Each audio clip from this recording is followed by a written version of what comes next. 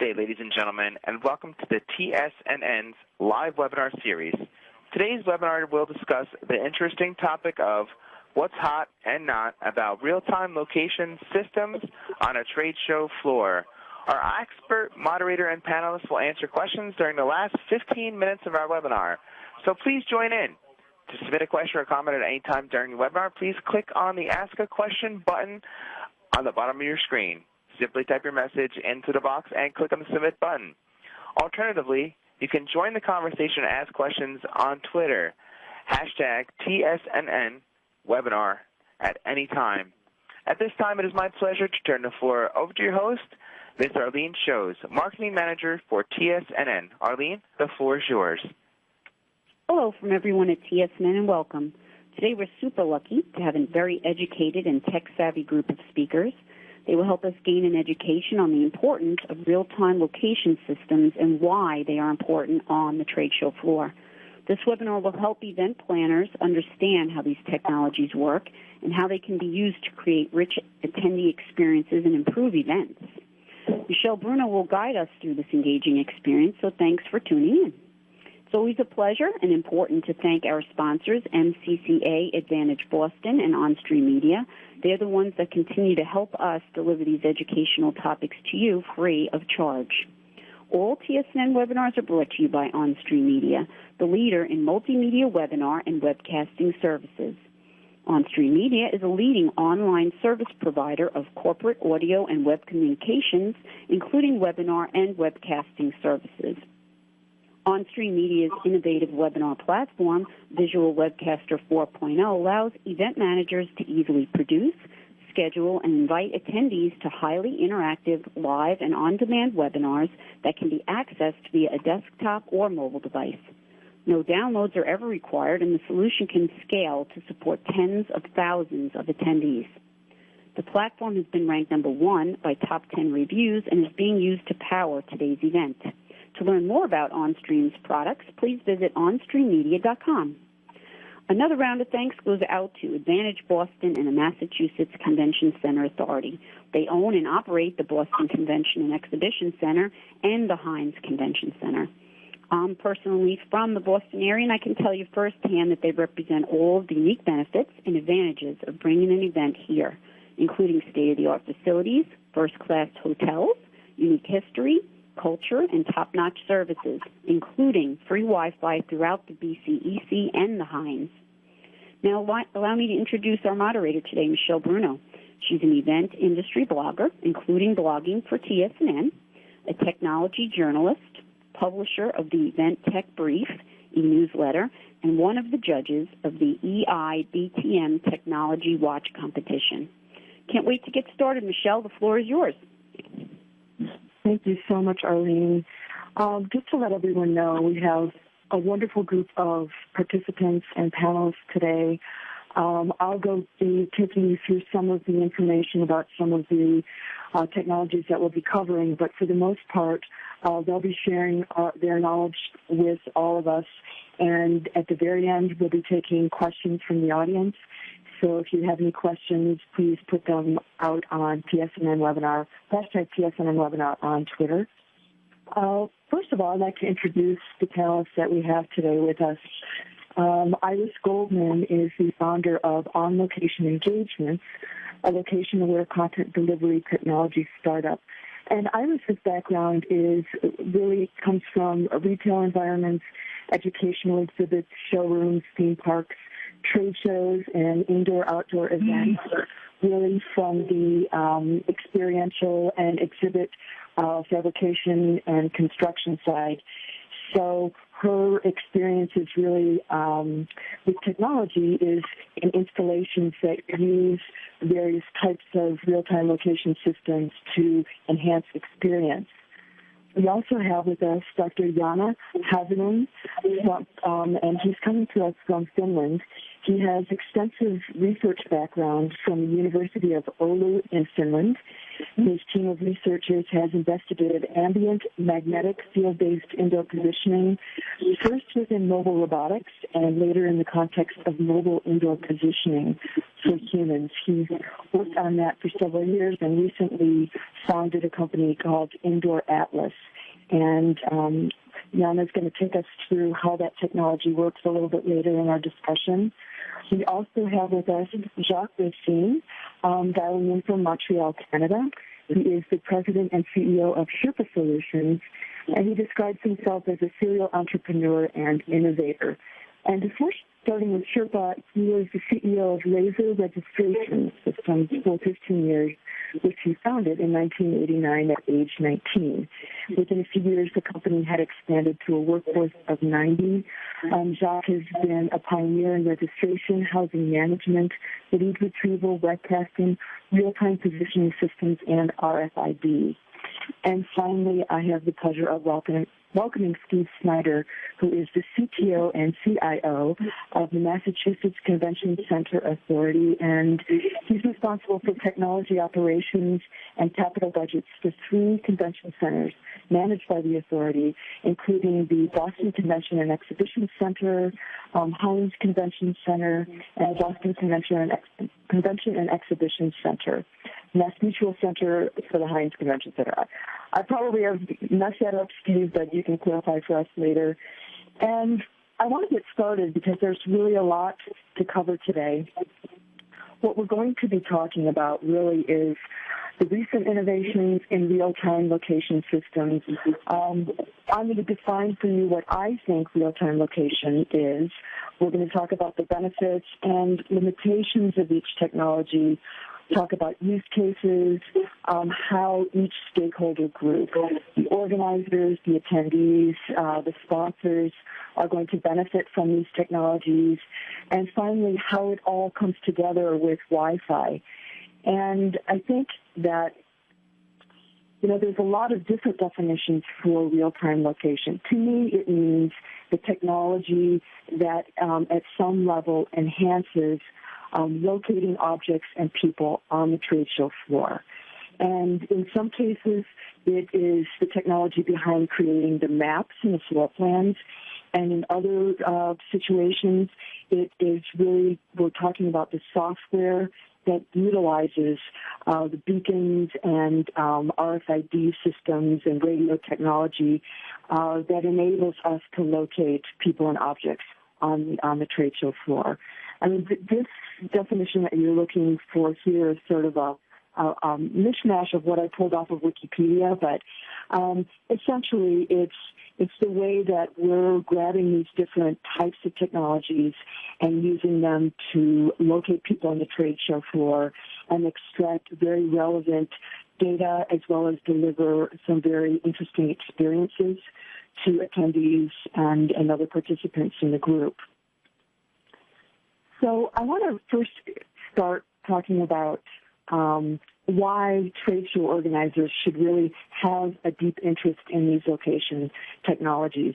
We've heard quite recently about iBeacons. We've been working on sort of cracking the case of being able to identify people on the trade show floor down to their personal identities, their titles, matching that to some other profile information that comes in perhaps through the registration systems. And, of course, all of that creates this very rich body of information that maps what their demographics are to their actual physical behavior on the trade show floor.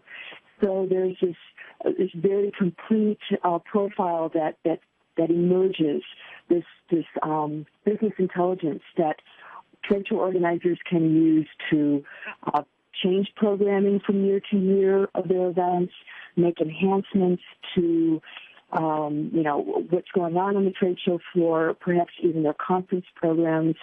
It allows them to collect very relevant sales data on behalf of exhibitors. So organizers can now see who and when and how the attendees are visiting the trade show booths, and they can use that data in their sales process. They can also collect this business intelligence and use it to work with sponsors, let them know who's actually engaging with their content, and also set appropriate levels of sponsorship and have these discussions that are now evidence-based that we didn't have before. And, of course, use all of the information that's extracted from these behavioral analyses to create better marketing, to be able to segment the audience and reach them in a more relevant way when they're marketing the event. Of course, this real-time location systems is almost like the perfect food for the trade show environment. There's something in it for everyone. Organizers benefit. The attendees obviously benefit through navigation and wayfinding enhancements, the ability to network, and also receive content and very rich experiences that are delivered through these systems. The attendees can also engage more efficiently and productively with sponsor content. Hence, the sponsors are happy because they know now for a fact not only have people engaged, but actually who's engaged and when. And, of course, the bottom line for a lot of this technology in terms of how it's relevant for trade show organizers is the ability to, at some point, monetize the information and the data that's extracted using these processes. So I want to talk about some of the different technologies. Not all of them are what we generally think of when we think of real-time location, but what I've observed in some of these, especially NFC, they can be used to pinpoint locations of individuals, and I'll explain that in more detail. NFC, we think more about NFC in terms of the mobile wallet. It's really a platform that's used more to exchange information than it is to pinpoint locations. It's used in a very short range scenario. So how we usually see it is either the attendee has a badge or some sort of credential that has an NFC chip embedded in it. And the attendees are taking this badge or this credential, and they're either tapping it or simply waving it within a few centimeters in front of the reader. Now, the reader can be an actual reading mechanism, or it can also be an Android tablet. Android is equipped with NFC capabilities. So you're seeing these credentials being waved in front of whatever reading system is being used, and the credential is then telling the reader who it is, if the software is that advanced, and if the privacy settings are such that information is available. But it's able to, the attendee is then able to transact payments. They're able to exchange information about who they are. I've seen it used in interesting situations where the credential is actually activated right during registration. A person walks in the door, they tell the registration person who they are, the registration person finds their name on a list in an app, and then they associate that name and that information with the credential. They literally tap the credential onto the tablet, and that credential becomes activated, and those people can then go through the event using that credential and engage in different experiences. They can vote, they can pay, they can check in.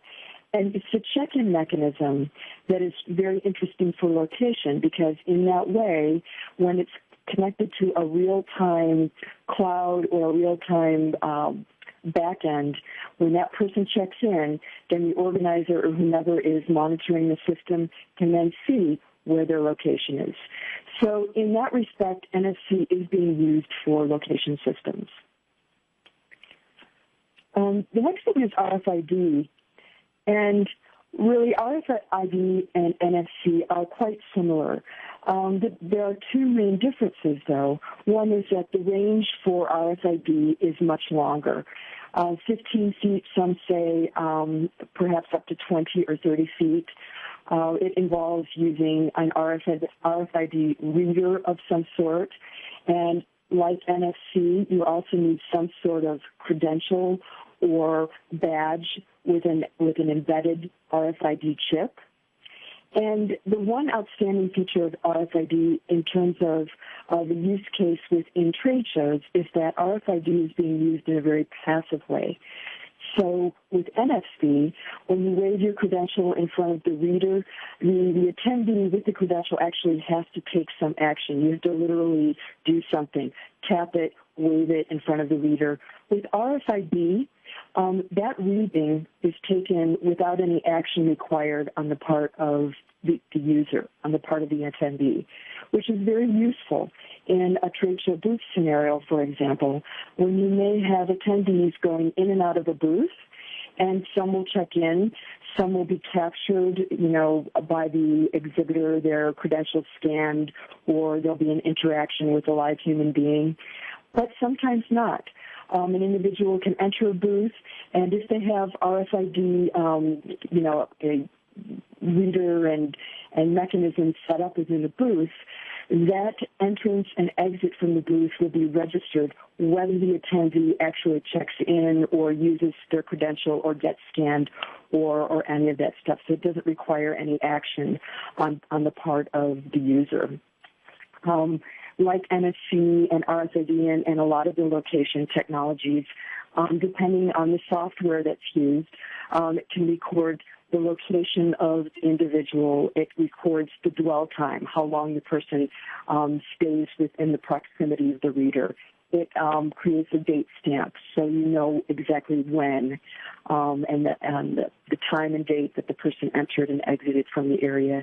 It records the number of times that they went in and out near the reader. And to a certain extent, it's secure, despite what a lot of people say. In most RFID systems that I've written about and studied, all the readers are picking up is a number on a badge, a number on the tag. It isn't till later and at the discretion of the organizer that the association is made between the registration list and the RFID numbers that are being collected in the booth. So that whole discussion can be, for another day, but the RFID system itself is securing the fact that it's really only reading a number. And I know, Jacques, that you are more of an RFID expert, so a little later on, if you want to weigh in on that, I welcome you to do so. But the NFC and RFID are sort of they have been around really the longest in terms of these other technologies, and I still think that they're a very important part of the location discussion. So, Jacques, I want to turn it to you to have you just sort of go through the kind of technology, how it's working for your particular application. And why don't you start out and please just describe for us what the Wi-Fi and BLE fingerprint technology is. Okay, well, thank you for the opportunity.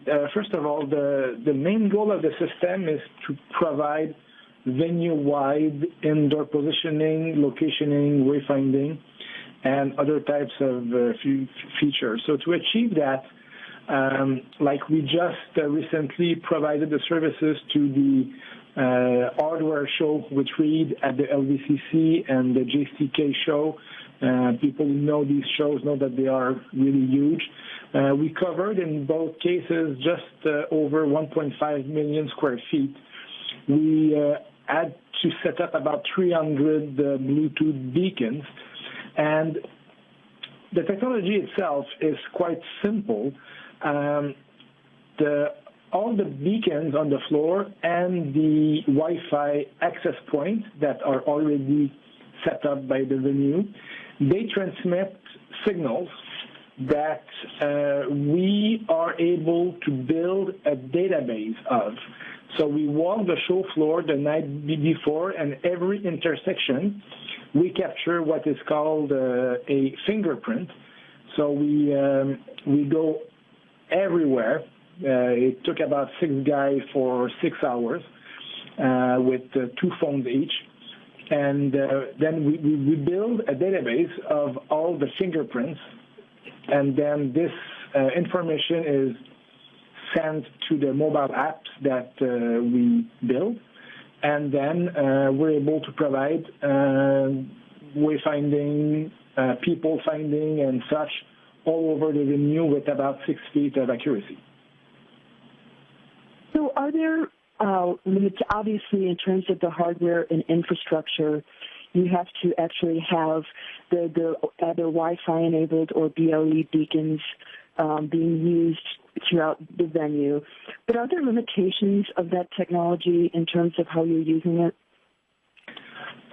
Well, the limitations are relatively easy to overcome. Let me give you the key ones. First of all, we need to use the Wi-Fi. Well, we needed to use the Wi-Fi for Android devices because BLE was a part of the iPhone 4S and up, but has been only available on Android for about 1.5 years. So there are way less Android users with BLE available on their phone. So we use Wi-Fi for Android users, and we use Bluetooth for iOS users. Why don't we use Wi-Fi for iOS users? It's very simple. 4 years ago, Apple blocked access to the Wi-Fi card to the developers.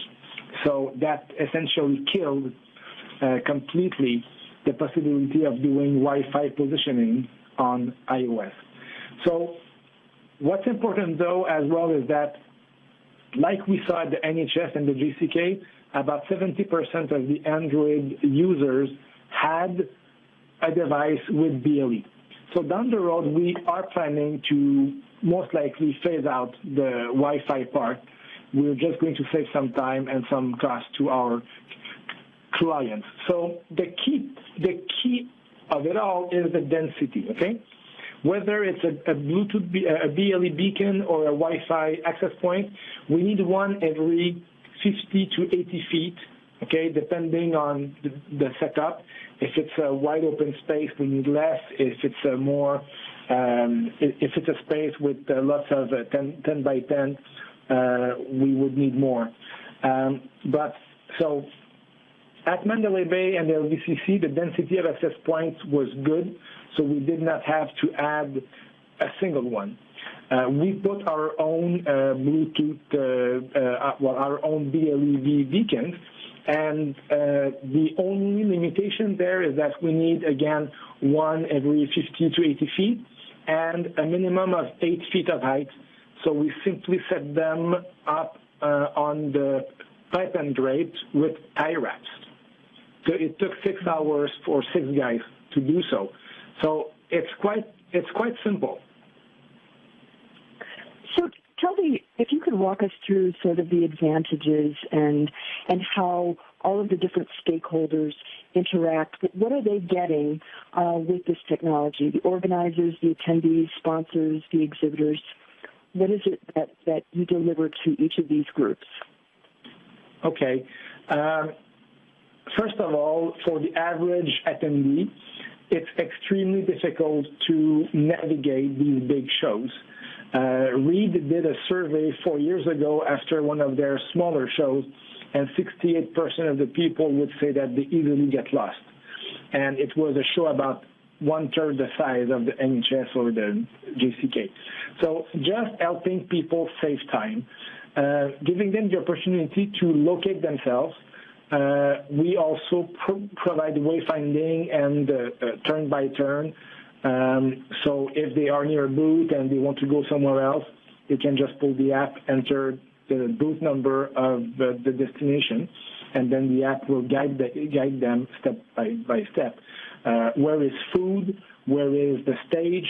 Where is that room? Where is the booth?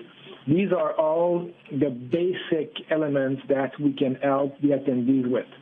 The next step, where it really becomes interesting and it starts to gel, in my view, is that we can help people discover what's around them. Once we know that Bob is interested in chainsaws and he is getting close to the booth, to a booth where they do have that type of product, we can inform him, we can warn him, and we can tell them about the best products of the show that are near them. I mean, there's no limitation to basically what we can do Once we have the profile of the user, which we get through the registration vendor and some qualifiers we can gather through the app, and then you merge that with the location, and every show manager taking part in this webinar now can figure out, oh yeah, in the context of my show, that's what my attendees would like to be able to do with such technology. So that's the second step.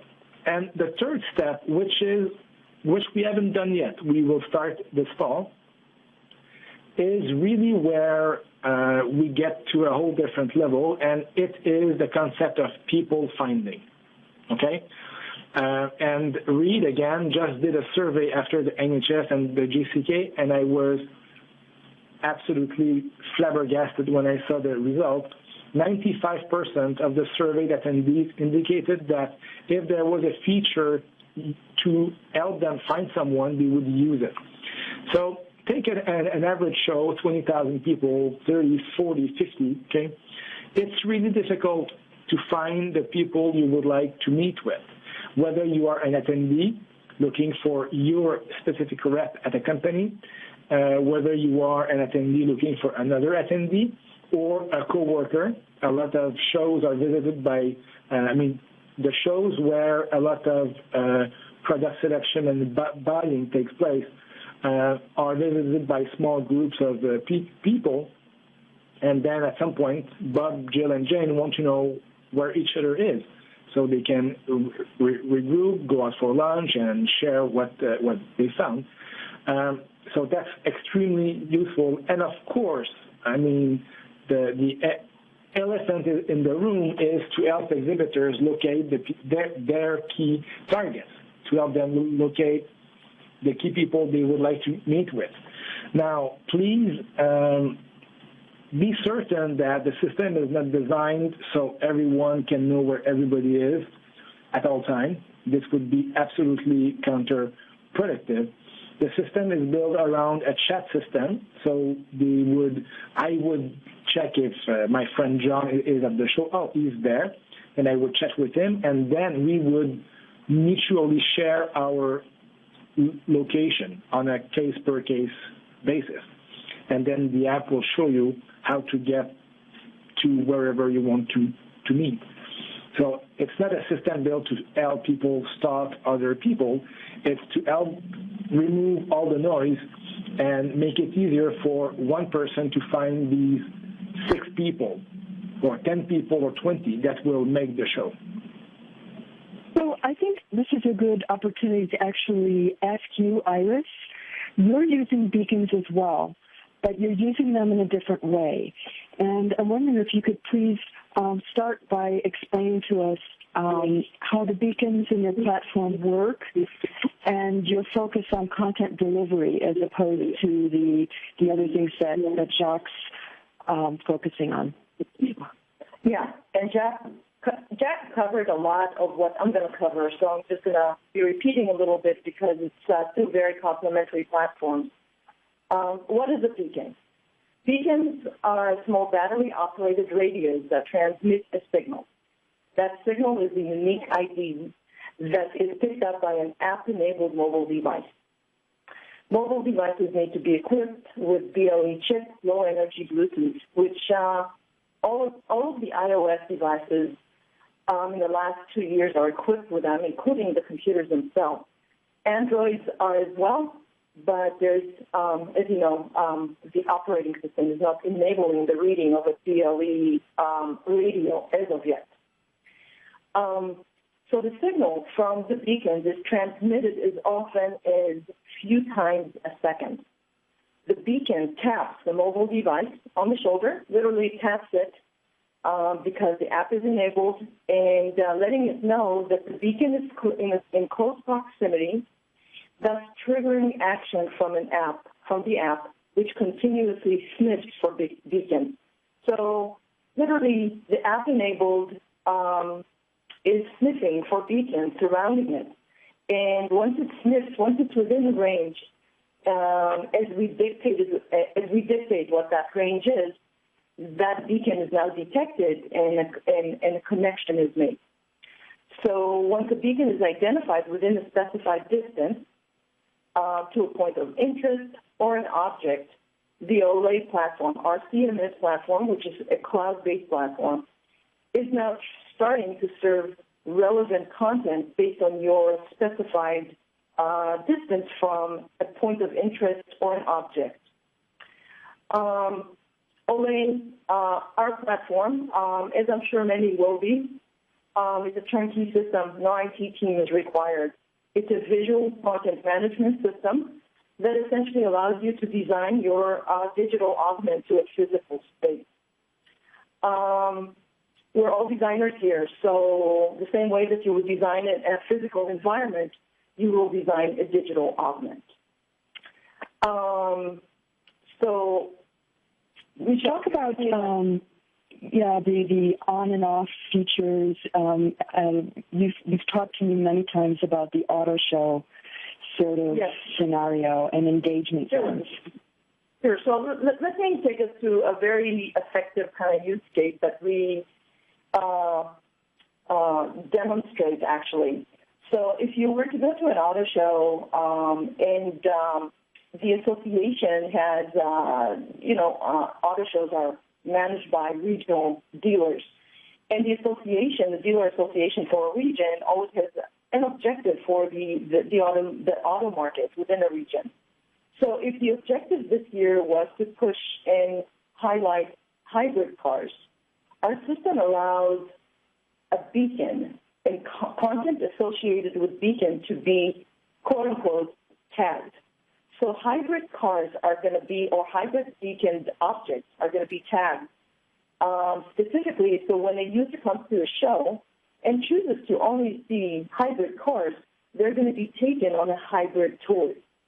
Not only are they going to be served hybrid tour content, the rest of the content that isn't relevant to hybrids or cars that are not hybrids will go below, and essentially the hybrid cars will become relevant to this guest coming into the show and only wanting to see that.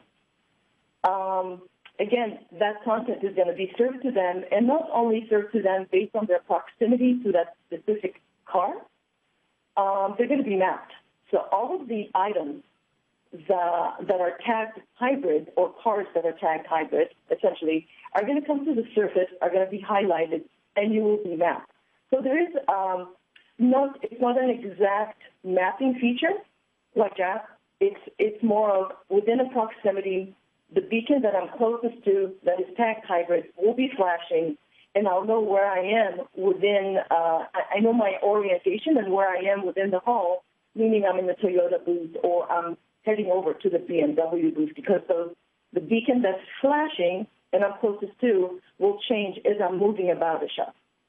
Not only are you able to do that, you're able to toggle between content pieces that are highlighted on our floor plan back and forth, knowing what you're going to be experiencing down the line, down the path, or what you have experienced before. So there's always going to be this way to discover content freely. So I was hearing a difference between the Wi-Fi and BLE fingerprint technology and just using beacons in the way that you are. With your the way that you're using beacons, there's no requirement to map the environment beforehand. And the beacons are just either plugged in or stuck to the wall. They're not tied to the ceiling. Is that the only difference between the fingerprint and what you're doing? Basically, yes.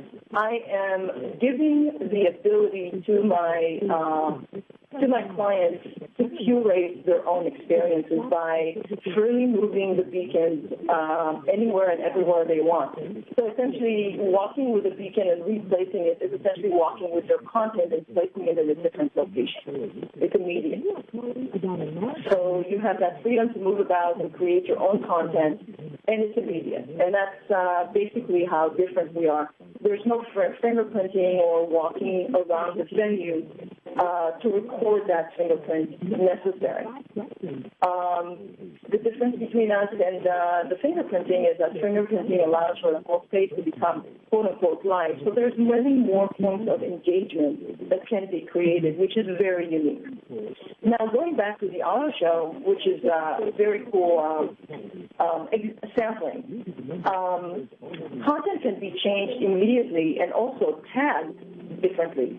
So if a beacon is placed in a location, and let's say the 2 days before an auto show is open to the public, we're able to change content and make content relevant to the 2 days before the show, which is press days. So now press is getting relevant content based on their needs and objectives, where the audience coming up in the next 2 days will get their content based on the content that was designated public. So there's many ways in which obviously you can skin this. We are really, really focused on experiences and engagement, not so much on exact location. Well, thank you, Iris. I want to move on to Dr. Haviland. You've been doing some very interesting things, creating maps using magnetic fingerprints. And I'm wondering if you could first begin by telling us about the science, what you discovered about buildings and the Earth's magnetic field that enables Indoor Atlas to function. Yes, this technology is really based on the phenomenon the Earth magnetic field interacts with the steel structure of the building. And this really creates a unique magnetic landscape into the building. So each building and each floor has different magnetic landscapes, and we can use this information to create magnetic field maps and use that to pinpoint locations indoors. So the background of this technology is really in basic research in University of Oulu, and we were studying mobile robot navigation systems, and we discovered that there's a lot of magnetic interference into the building. And this is usually considered as a bad thing because you cannot utilize digital compasses for navigation. But we turned it around, this idea, and started to investigate if you can actually use these magnetic interferences as a map and use them to pinpoint locations indoors. And when the iPhone was launched, 2007, we started to figure out that this could be applied perhaps also to mobile handsets. And you may know that many smartphones today have a lot of sensors inside the phones, and they usually include also magnetometer or compass, which is the usual term used. And this chip can be used to observe the magnetic field. So basically we provide an application for iPhone and Android you can use to collect the magnetic field data and create the magnetic field map, and then use our tools and API to do the indoor positioning based on this technology. So this is a short background about the technology and how it works. So an individual who's actually creating the map using the magnetic field of the building, for example, could you explain literally how they're holding the device and using it to map a floor plan? Okay. So the workflow basically has 3 steps. So first you submit the floor plan to our service. So the floor plan is needed to have some kind of visual cue where you are collecting the data. So when you submit the floor plan to our service, you can see it immediately in your mobile application. So you download the mobile application from App Store or Google Play, and you can see the floor plan you uploaded. And then you basically show from the floor plan where you are and where you are going to walk, and just press the record button and collect the data by holding your phone steadily in your hand. So basically, this technology requires that you collect the data from each location inside the building, from every location where you are going to use the indoor location technology. And this is basically the manual mapping work you have to do. So we provide the application, and you just basically show where you collect the data and do the recording. So, what are your recommendations for? I know that you are mostly immersed in the retail field, but in trade shows, obviously, the floor plans change for every event. So, what are your recommendations around creating these digital maps for each particular event? Is that something that the venue can create some sort of mapping once that can be leveraged then by the organizers and the app developers? I would say that the basic principle is that you do the mapping once and then you can use it. And of course, at the end, we want to use user data to keep the map updated dynamically. If the layout of the venue changes, it might affect the magnetic field, especially if you are changing the location of steel structure. So it depends on the situation. So if you have like light structures you are changing, like made from wood, it probably doesn't change the magnetic field. But yes, if you are changing the location of bigger metallic objects, you probably change the magnetic field, and you should remap those areas again. But again, there is a lot of techniques you can use to keep the maps updated automatically, and this is definitely where we are heading to. Because you're using crowdsourcing and things like that, right, to add the degrees of accuracy? Crowdsourcing is definitely a very interesting approach, and we are considering that. Currently, we are not in that state yet, but definitely it's an interesting opportunity. And also a technique called SLAM, simultaneous localization and mapping, is something we are very interested in. So when there aren't all these additional interferences, the degree of accuracy is 6 feet, correct? Yes. To pinpoint a person's location. Yeah, the typical accuracy is 6 feet, and it depends on the building. So this kind of very massive steel frame buildings are really the most optimal environments for our technology, like airports or massive multi-store building or shopping malls, because there's a lot of steel structure between the floors and in the steel frame, which creates very spatially varying magnetic field inside the building, and it carries a lot of information. And in those locations, the accuracy can be like 3 feet. But when we are like in a wooden building or in a very large open space where the steel structures are sparsely distributed, then you may experience less accurate results. But our approach is really to create like a very robust hybrid system where the magnetic field approach is really the most important layer of the positioning solution, so that you can use the technology basically in every location and every building. Right, and it seems that the outstanding sort of benefit is that there's no hardware required other than a mobile device to do the mapping in the building. There's no beacons, no sensors, or anything like that required. Correct? Yes, absolutely. Yes.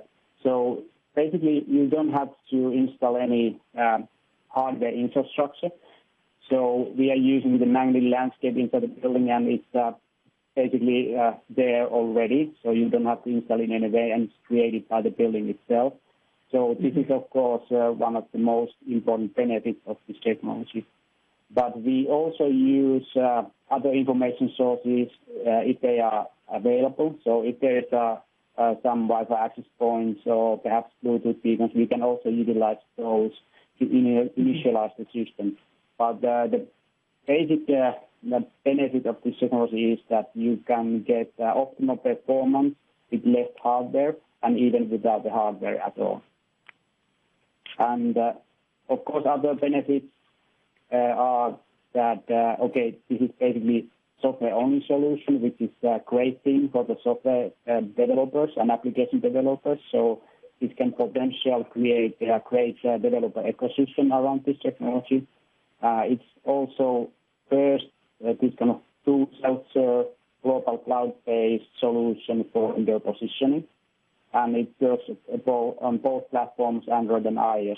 So we just heard that in iOS you cannot use Wi-Fi-based approaches because Apple has closed API. But using the Magneti approach, you are able to create a location-based application also to iOS platforms. So it's a really unique technology with a lot of benefits. Yes.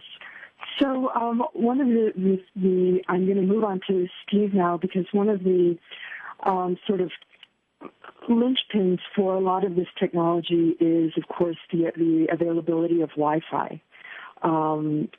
And that has been a thorn in the side of exhibition organizers in many cases, perhaps not those that use the Massachusetts Convention Center. But, Steve, I'm wondering if you could kind of take us through some questions that event organizers absolutely must be asking the convention centers to guarantee that there is a connectivity infrastructure available for these location technologies to actually work. Absolutely. We've had free Wi-Fi in this facility since 2005, and it's kind of, we approach it along the lines of HVAC. Is the room too cool or is the room too hot? You wouldn't cool a room to 90 degrees and say, well, it's cool, it's 120 outside. It's still sweltering inside. So we need to make sure that we have enough bandwidth upstream to be able to support whatever devices folks bring into the facilities. And we're seeing on some shows, the heavy technology shows, we're seeing upwards of 3.5 Wi-Fi devices or mobile devices per user, as they'll bring their iPad, they'll bring their iPhone, they'll bring their personal iPhone as well, and sometimes they'll bring a laptop too. So the need is there. And one of the things that, as somebody that was, on the other side of the table, I would probably be asking, do they have enough bandwidth in both downstream and upstream to support, Penny Arcade Expo, which is a fairly big show for us. We'll push between 700 and 800 meg a second on our wireless network. So, can we support that? Yes, we can. Can we ratchet it up real time? Absolutely. Do we have adequate coverage in the facility from both a signal strength capacity, but beyond that, are you trying to stuff 200 or 300 users on an access point? Or do you have some kind of optimum ratio where you're looking at 40 or 50 users per access point? And it's going to become more and more prevalent that people are going to be upgrading their infrastructure, not so much for the signal-based support, but more for capacity-based. And so we're in the process. This is the 5th time we've replaced our wireless infrastructure since we opened the building in 2004, and we're going from 113 to 120 access points to 700 right now, with mobile access points that we can deploy as needed if we see really dense areas. So that gets to the point of having really good heat maps about where you have good coverage and then monitoring them real time so you know how many leases you're giving out per access point in the geographic areas of the building and being able to augment those real time. And we're working with Indoor Atlas right now on a proof of concept and mapping a small chunk of this building, about 250,000 square feet. And, they're going to need that cellular signal, they're going to need that Wi-Fi signal to enable whatever app we use to consume Indoor Atlas's API in order to figure out where they are, how close they are to another body that they want to be, or another booths or those type of things. So I think those are kind of the things I would really be focused on that wireless pipe both in and out of the facility. Now, you also recommend that organizers ask about real-time bandwidth consumption on the wireless network, and some other things. Yeah. So can the show management actually have a lens into the back of house infrastructure. We provide that ability for our clientele so that they can see how much traffic we're actually pushing across both the wired network, the wireless network, and look at those type of things. We built a distributed antenna system inside the facility to facilitate that as well. But some of the other things that are beneficial, and we're seeing a pretty good demand for, is the splash page that users see when they open up their mobile device. And it's become, somebody, you talk about Yankee Dental, which is an annual show for us here. And we, Crest might want to buy that splash page and, promote their booth, 351, come and, win whatever. So it's another opportunity for show management to drive some additional revenue into their pocket at, essentially not much money. There's no labor associated other than, a few minutes worth of uploading a graphic into a web interface.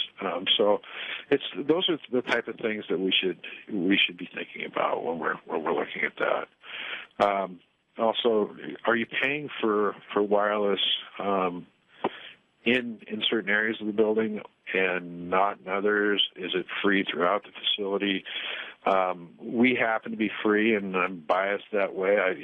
We have people that pay $3,000 to come to an event and find a place to stay and eat. And the last thing you want to do is nickel and dime the attendees or exhibitors on the wireless. I kind of resent that when I go to a hotel and I have to pay another $25 just to get on the wireless. So we're about providing a level of service that is easy to consume. And when we first were charging for our wireless back in 2004, I was seeing a take rate of about 1% to 2%, and when I started giving the wireless away, I was seeing a take rate of 50 to 60%. So I think those are really kind of key things to look at, as well as, and I mentioned this briefly before, having additional access points that you can deploy, as needed to cover any dense areas or pop-up areas. And we will frequently have groups of folks that just kind of coalesce in an area and deploy something out there so that we have really good coverage. The other thing is distributed antenna systems, that 4G LTE network that's carrying cellular data. We believe that when you put 50,000 people in a building, you're going to saturate the local infrastructure and to the degradation of everybody that's in the facility trying to do business. So we built in both of our main facilities, the Heinz Convention Center and the BCEC, distributed antenna systems that grab that cell signal inside the building and carry it out over the carriers, or the Verizons and the AT&Ts. They're over their own fiber, so it never leaves that facility. And we provide really good service because that's what they come to these venues to do business or learn, and so they have to be connected. So those are kind of the things that I think about, and I think that the client should think about as well. Thank you. So we've kind of come to the end of this line of questioning, but I've got a couple of other questions as audience members chime in with their questions. And one is, Iris and Jacques, you sort of share a similar experience in that you reviewed a number of different kinds of technologies before you landed on beacon and fingerprint and, where you're at right now. So maybe, Iris, tell me a little bit about your experimentation with sound, with light, with all of the things that you were working on until beacons came along. Excuse me, let me come off mute. That would take us back 5 years when we experimented with sound technology. We actually built emitters that would emit a sound signature that in very similar ways will be picked up by your phone, with an app-enabled phone, and that signature will be translated to a call to action. So that was built, tried, proven not reliable. the ambient sound within an environment, the way you hold the phone, is difficult. So that was tried. Also, we tried several things with dongles, Zigbee technology, even NFC and RFID and all of that were tried, but it was cumbersome. Again, trade shows, from my experience, are just ones that move very, very fast. Don't make it difficult. Don't dongle anything. It's too cumbersome.